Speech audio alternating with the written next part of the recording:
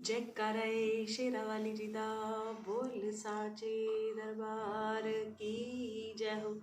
श्री गुरुदेव भगवान की जय हो। शिव शंकर महादेव की जय हो। आप सभी को मेरी ओर से जय माता दी और प्यार भरी जय भोलेनाथ। आप सबको माँ भगवती का प्यार मिले, आशीर्वाद मिले, आपकी सभी मनोकामनाएं पूर्ण हो। सभी चाहते हैं कि उन्हें ऐसा आशीर्वाद मिले और संत का जो काम है वो ये आशीर्वाद देना है। तो हम आज की कथा को शुरू करते हैं। आप सबसे मेरी एक ही प्रार्थना है कि समय बहुमूल्य है। मैं जानती हूँ समय की बहुत बड़ी कीमत है और हम अपने जीवन में अपने समय को व्यर्थ में नहीं गंवाना चाहते। कथा कुछ इस प्रकार है कि एक व्यक्ति है जिसके जीवन में बहुत सारी परेशानियां हैं। जैसे जीवन शुरू होता है तो हम सबसे पहले क्या सोचते हैं? हम सोचते हैं एक अच्छी धर्म पत्नी की प्राप्ति हो और एक अच्छे पति की प्राप्ति हो, हमें सुख मिले, हमारा जीवन मंगलमय हो। और कभी कभी हम इसी सुख को तलाशने के लिए जगह जगह चले जाते हैं। तो ठीक एक बच्चा ही ऐसा ही था जो अपने सुख को ढूंढने के लिए वो जहां कहीं भी बैठता तो केवल यही कामना करता कि कोई मुझे अच्छा राह दिखा दो ताकि मेरे जीवन के कष्ट कम हो जाए और कोई मेरे को सद्मार्ग की प्राप्ति हो जाए। उनका एक मित्र था। उस मित्र ने कहा कि मैं एक व्यक्ति के साथ जुड़ा जिसके जुड़ने के बाद मेरे जीवन में जितनी रुकावटें थी, जो बाधाएं थी, वो सब दूर होती चली गई। अगर तुम चाहते हो तो मैं तुम्हें वो मार्ग और वो उस व्यक्ति का पता बता सकता हूँ। क्योंकि आप सब जानते हैं जब जीवन में बहुत कष्ट होते हैं तो कभी कभी लोग कहते हैं कि आप हमें जहां चाहो ले जाओ, और हमारा कष्ट दूर होना चाहिए। ये दूर होना चाहिए जो शब्द है, ये अक्सर हम सब मिलकर हमेशा यही भावना और यही विचार रखकर किसी संत महात्मा के पास चले जाते हैं। जब उस व्यक्ति को उसका पता चला तो उसने क्या सोचा कि मुझे जाना चाहिए। और जैसे ही वो वहां पहुंचा, गुरुदेव ने उससे उसका नाम पूछा और उससे उसका वहां आने का कारण पूछा।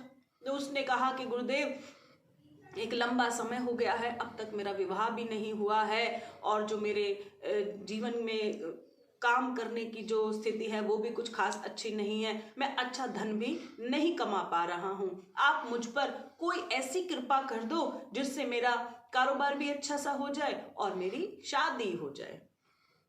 ठीक है, गुरुदेव है, संत है, ऐसी उसकी बातें सुनकर प्रभु ने कहा कि भाई ठीक है, हम इसके लिए कुछ तो अवश्य करेंगे। तो गुरुदेव ने उसे कहा कि तथास्तु, तुम आगे बढ़ो और मैं तुम्हारे साथ हूं। थोड़े ही दिनों के अंदर उसका काम पहले से बहुत अच्छा हो गया और काम अच्छा हुआ तो शादी की रुकावटें भी खत्म हो गई और उसकी शादी हो गई। जब उसकी शादी हुई तब साथ कौन मिल गई? धर्म पत्नी। तो गुरुदेव ने एक दिन कहा कि तुम अपनी धर्म पत्नी के साथ मेरे आश्रम में कब आओगे? तो उसने कहा कि ठीक है गुरुदेव, अभी तो मैं शादी से फ्री भी नहीं हुआ हूं, मेरे बहुत सारे काम अभी शेष बचे हैं। जैसे ही मेरे काम सभी पूरे हो जाते हैं तो मैं जल्द ही आपके दर्शन हेतु आश्रम में पधारूंगा। गुरुदेव ने कहा कि ठीक है, जब समय मिले अवश्य आना। समय तो मिला ही नहीं। 5-7 महीने बीत गए। गुरुदेव सोचने लगे कि आज भी नहीं, कल भी नहीं, परसों भी नहीं। लगता है उस बच्चे के पास अभी मेरे लिए समय बचा ही नहीं है, अब क्या करें। थोड़े दिनों के बाद गुरुदेव को पता चला कि उनके घर में एक खुशखबरी आने वाली है। कोई ऐसी व्यवस्था बनी कि उस बच्चे के जन्म के लिए डॉक्टर ने कुछ ऐसी बातें बता दी जिसके कारण वो बच्चा बड़ा भयभीत हो गया। तो उसने सोचा कि मेरे गुरुदेव तो हैं ही। वो 10-12 महीने के बाद दोबारा गुरुजी के पास आया और उसने कहा कि गुरुजी, ऐसे ऐसे डॉक्टर मुझे कह रहे हैं और मेरा तो एकमात्र सहारा है आप कुछ ऐसा करो कि बच्चे के लिए जो भी परेशानियां डॉक्टर बता रहे हैं वो सब ठीक हो जाए और बच्चा आराम से पैदा हो जाए और सुखमय मंगलमय उसका जीवन रहे, ऐसा आशीर्वाद दो मुझे। तो गुरुदेव ने कहा कि चलो ठीक है, कोई बात नहीं, मैं प्रभु से प्रार्थना करूंगा कि जो तुम्हारे जीवन में कष्ट आ रहा है वो कष्ट दूर हो जाए और तुम्हारे बच्चे का जन्म बहुत आसानी रूप से हो जाए। गुरु की वाणी थी, सत्य हो गई। गुरु ने कहा थोड़े दिनों के बाद बच्चा हो गया और बिना किसी समस्या के हुआ और जो भी कष्ट डॉक्टर बता रहे थे ऐसा किसी चीज का सामना उन्हें करना ही नहीं पड़ा। गुरुदेव अंदर से बड़े ललायित थे उस बच्चे से मिलने के लिए, लेकिन गुरु ने कहा कि चलो ठीक है, थोड़े दिनों के बाद बच्चा ठीक ठाक हो जाएगा तो वो मुझसे मिलने अवश्य आएंगे।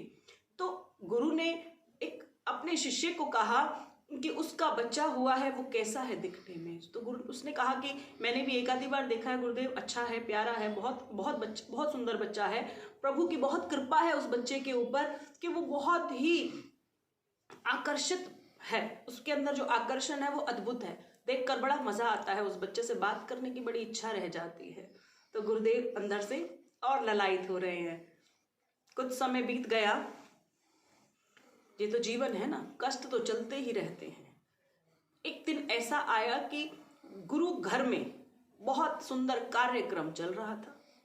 तो गुरुदेव ने अपने शिष्य को कहा कि जिस जिसको तुम जानते हो सभी को कहना कि आज आपके गुरु घर में सत्संग है और सत्संग सुनने और भोग प्रसाद लेने सभी अवश्य पहुंचे, क्योंकि सभी बच्चे एक दूसरे को जानते हैं, शिष्य हैं, तो सबने गुरु के जो वचन हैं वो एक दूसरे तक पहुंचा दिए।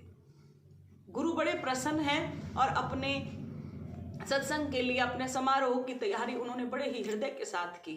बहुत अच्छा प्रसाद बनाया, प्रभु से प्रार्थना की, हे प्रभु आज जो भी इस प्रसाद को खाए उसका जीवन बिल्कुल मंगलमय हो जाए, उनके जीवन में जो कष्ट है वो खत्म हो जाए। पर संत है ना, वो सदैव अच्छा ही सोचते हैं, लेकिन शिष्य उस बच्चे के पास अभी समय नहीं है। पता चला कि सत्संग खत्म हो गया तो गुरुदेव उसके बच्चे को और उसके परिवार को ढूंढ रहे हैं, तो वो वहां पर नहीं होते। गुरुजी किसी से पूछते हैं कि वो बच्चे नहीं आए, तो वो कहते हैं कि गुरुदेव पता नहीं, संदेशा तो पहुंचा दिया था पर शायद वो नहीं पहुंच पाए। समय बीतता चला गया, जब भी कष्ट होता तो वो उस जगह को, उस द्वार को भूलता नहीं, पर कष्टों के समय उसे याद रहता और जैसे ही कष्ट खत्म हो जाते वो फिर भूल जाता। समय बीतता गया, उसने मकान ले लिया, उसने दुकान ले ली, उसके जीवन में सब कुछ बहुत अच्छा होने लगा, बच्चे पढ़ लिख गए, बहुत बड़े हो गए और बड़े होने के बाद फिर एक दिन आन खड़े हुए और कहने लगे गुरुदेव ये जो छोटा सा बच्चा था आज इतना बड़ा हो गया है, अब अपनी ऐसी कृपा कर दो कि इसे भी एक बहुत अच्छी सी कुशल सी बहू मिल जाए जो मेरे घर को संभाले, मेरे परिवार को संभाले और मेरी सेवा कर सके। गुरुदेव ने कहा कि भाई ठीक है। अब गुरुदेव भी बूढ़े हो चले हैं। गुरुदेव ने कहा जैसी प्रभु की इच्छा, मैं प्रभु से प्रार्थना करूंगा कि जो तुम कह रहे हो तुम्हारी मनोकामना पूर्ण कर दे। गुरुदेव मंद मस्त मुस्का भी रहे हैं, पर संत है ना, गलत वाणी का इस्तेमाल कभी भी नहीं करते। और गुरुदेव ने कहा तो पता चला कि बच्चे का विवाह हो गया और बहुत अच्छा सा जीवन उनका बीतने लगा। यहाँ तक कि आस पड़ोस के खेत भी उन्होंने खरीद लिए, उनके पास धन की कमी नहीं रही। धन की बहुत ईश्वर की बरसात हुई कि उन्होंने हर सुख उससे खरीद लिया। सभी प्रकार के उनके घर में वो सभी सामान मौजूद थे जो हमारे लिए बहुत आवश्यक होते हैं, जिसको हम सुख कहते हैं। हमारे पास सोना हो, चांदी हो, अच्छा बिस्तर हो, अच्छे बड़े बर्तन हो, बहुत सारा पकवान हो, बहुत सारा राशन पानी हो, ऐसे सुख सभी सुविधाएं उनके घर में उन संत की वाणी के अनुसार सब कुछ पहुंच ही रहा था। संत थोड़े बीमार हो गए, बुजुर्ग अवस्था में चले गए, तो एक दिन कई दिन तक लगातार वो अपने आश्रम से बाहर नहीं निकले। तो बहुत प्रेमी जो शिष्य थे वो पास आते और गुरुदेव से उनका हालचाल पूछ लेते कि प्रभु आप कैसे हैं, गुरुदेव आप कैसे हैं, किसी चीज की आवश्यकता है तो गुरुदेव आप निसंकोच होकर हमें कहिए, हम आपके लिए प्रत्येक सामान की व्यवस्था इस आश्रम में करा देंगे। गुरुदेव ने कहा कि मुझे किसी आवश्यकता की, मुझे कोई चीज नहीं चाहिए, मुझे ऐसी कोई आवश्यकता नहीं है। मैंने अपना जीवन किसी वस्तु पर आश्रित कभी नहीं किया। जो ईश्वर ने मुझे दिया मैंने वो सदैव तुम्हें बांट दिया। मुझे कुछ भी नहीं चाहिए। एक दिन गुरुदेव बाहर निकले और उन्होंने क्या देखा कि उसके खेत में गए, उसकी दुकान पर गए, उसकी सब जगह पर गए, पर वो कहीं मिला नहीं।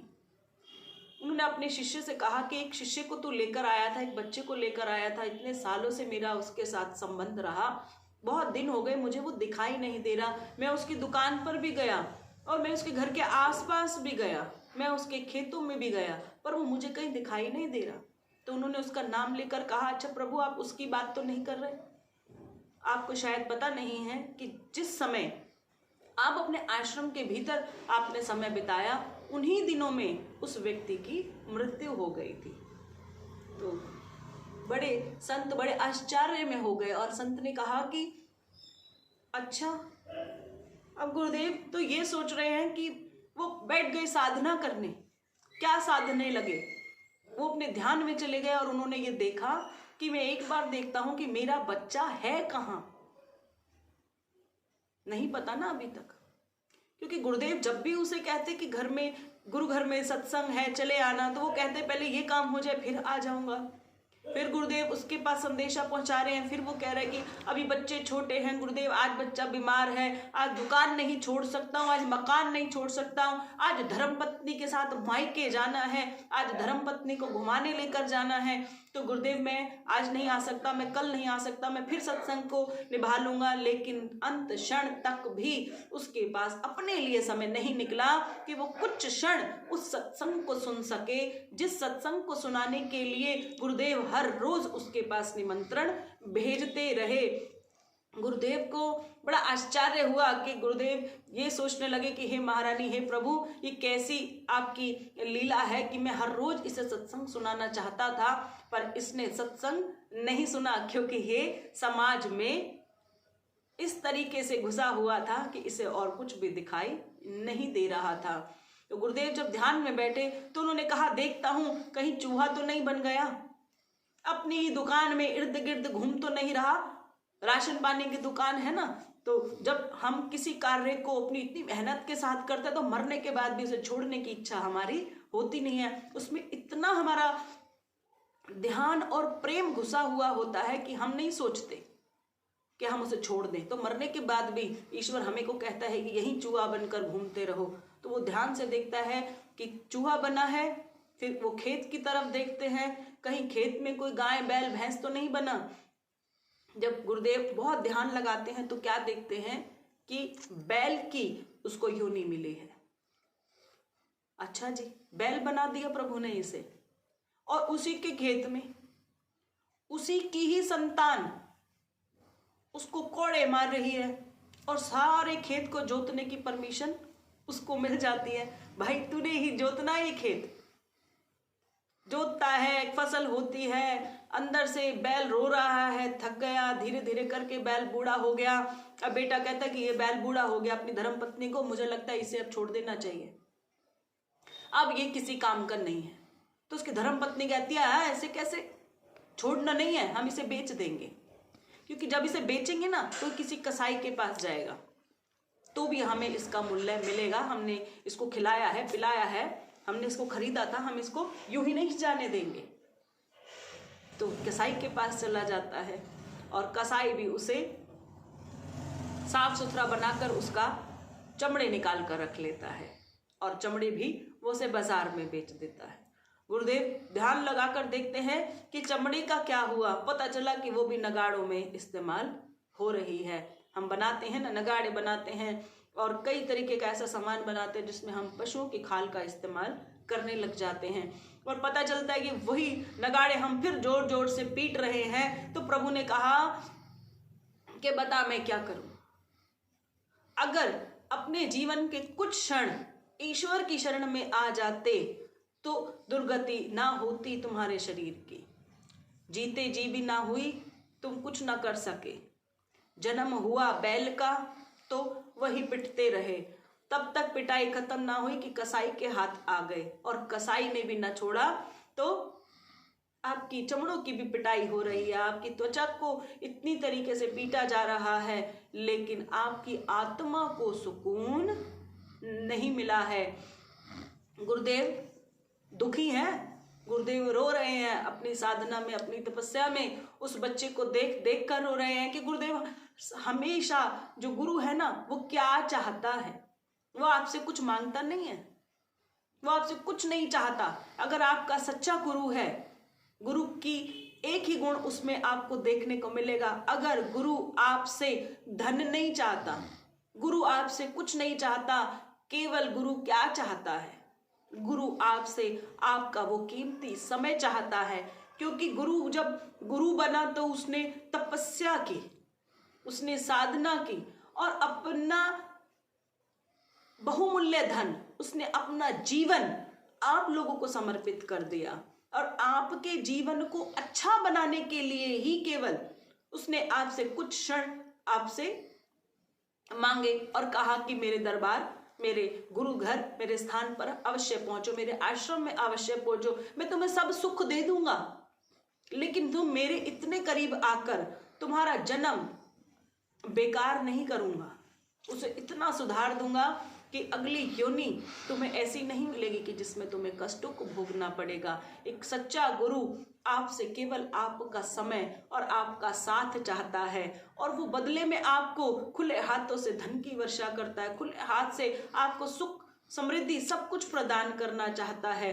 लेकिन गुरु ये आशीर्वाद दे तो सकते हैं, पर अगर शिष्यों को, अपने बच्चों को, हमारे भक्तों को अगर ये लेना ही नहीं आता तो ईश्वर क्या कर सकते हैं।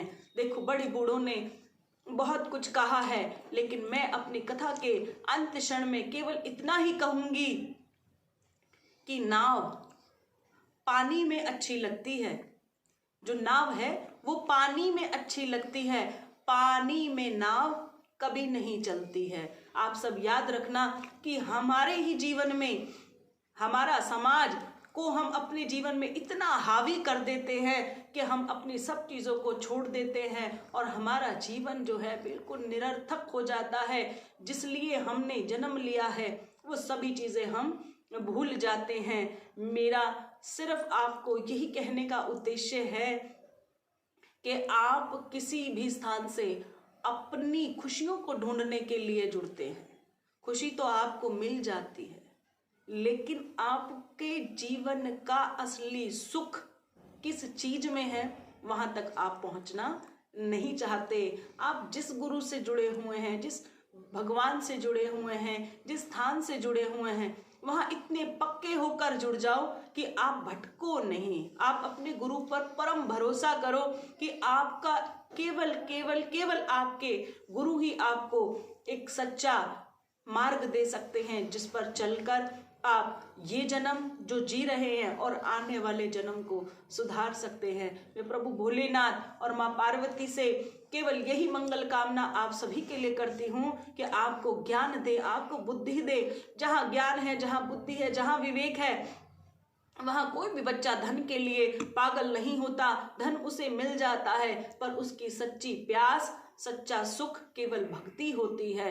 जय कराए शेरा वाली जी दा बोल साचे दरबार की जय। जगदिया जोता वाली माता तेरी सदा ही जय हो। जय माता दी, जय भोलेनाथ जी की।